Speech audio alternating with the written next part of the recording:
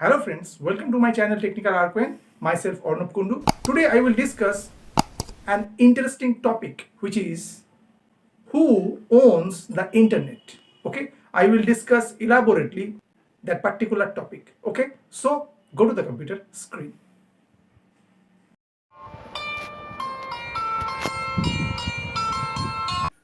Now, today we discuss the topic who owns the internet. It is very interesting questions. Okay, today I will discuss elaborately. Okay, so at first we should know what is internet. Internet is a collection of inter-networked computer systems that span the entire globe. It depends on several sets of rules called protocols. These protocols make it possible for computer communication across networks. Okay? The internet is a vast network that connects computers all over the world. Through the internet, people can share information and communicate from anywhere with an internet connection. Okay. Now we should know the history of internet. The first workable prototype of the internet came in the late 1960s with the creation of ARPANET, or the Advanced Research Projects Agency Network. Originally funded by the US Department of Defense, ARPANET used packet switching to allow multiple computers to communicate on a single network.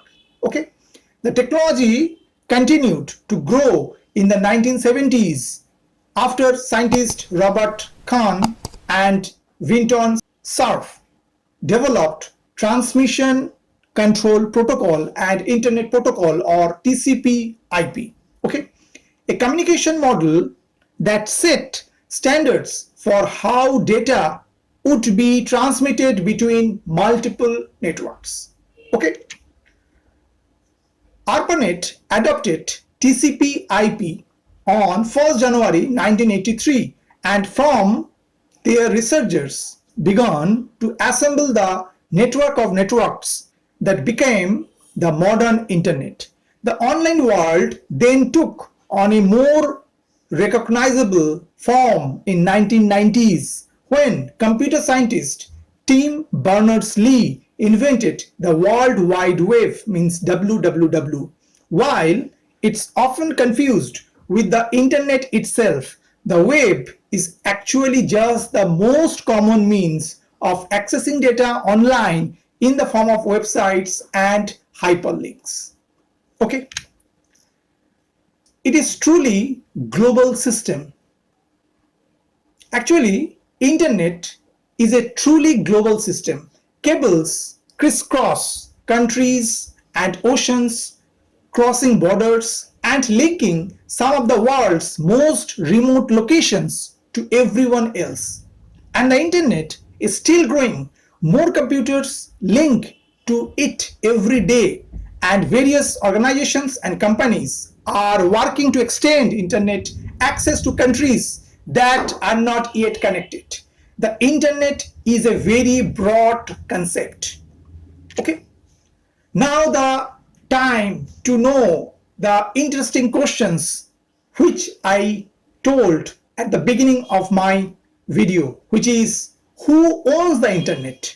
There are two answers to this question. One is nobody, and another lots of people.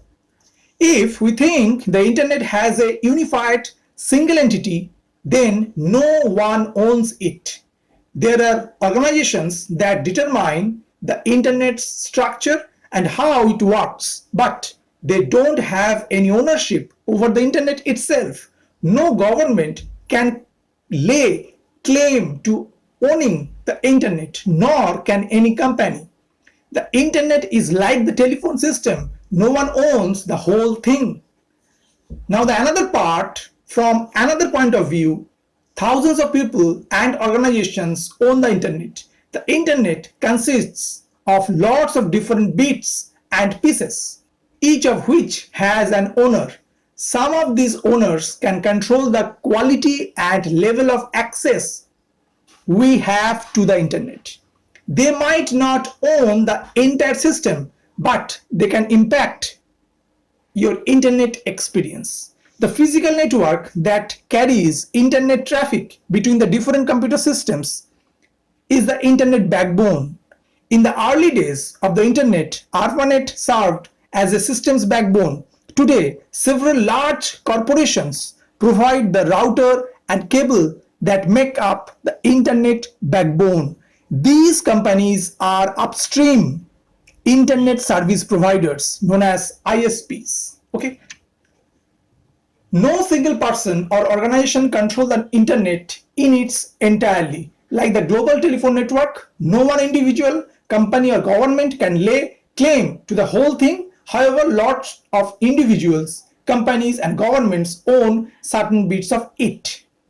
Okay, every telephone pole, cable, satellite, router, data center, etc. is owned by someone, but alone they are essentially useless. It is only when they are connected that they form the internet. In this way, the internet is more of a concept than a physical entity. Though people own the infrastructure that supports it, that infrastructure is constantly changing. Okay, now we talk about the ISP. ISP is a company which provides internet connection to end user, but there are basically three levels of ISP. There are three levels of ISPs actually, and their first one is your tier 1 ISP, another one is your tier 2 ISP, and another one is tier 3 ISP. So we are provide some of examples. Example of tier 1 ISPs like Congen Communications, AT&T, Verizon, Sprint, NTT, Singtel, PCCW, Telstra, and level 3 and lots more. Example of tier 2 ISPs are Vodafone, EasyNet, British Telecom, Fiber Ring, and etc. Example of tier 3 ISPs like Comcast, Hathway, MTNL, and lots more. Okay. This is the model. Here we provide the ISP three-tier model.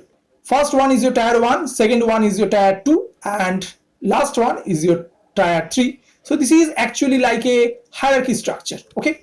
The global internet is a collection of separate but interconnected networks, each of which is managed as a single administrative domain called an autonomous systems.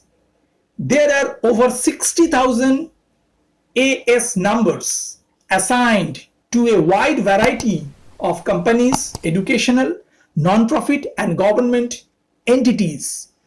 The AS networks that form the primary transport for the internet are independently controlled by the ISPs. ISPs provide transport of internet traffic on behalf of other ISPs, companies or other non-ISP organizations and individuals.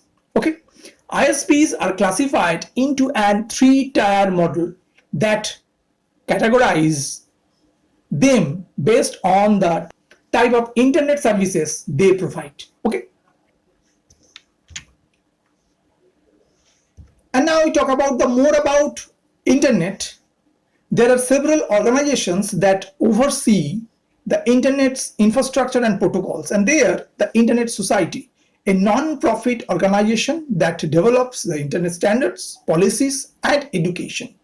Second one, the Internet Engineering Task Force, IETF, an international organization with an open membership policy that has several working groups.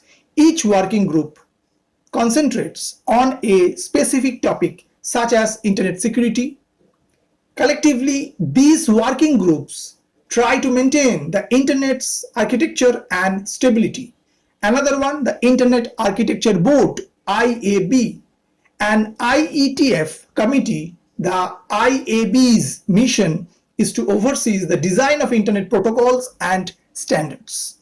And another one, the Internet Corporation for Assigned Names and Numbers, ICANN, a private non-profit corporation. ICANN manages the Internet's domain name system, which is known as DNS.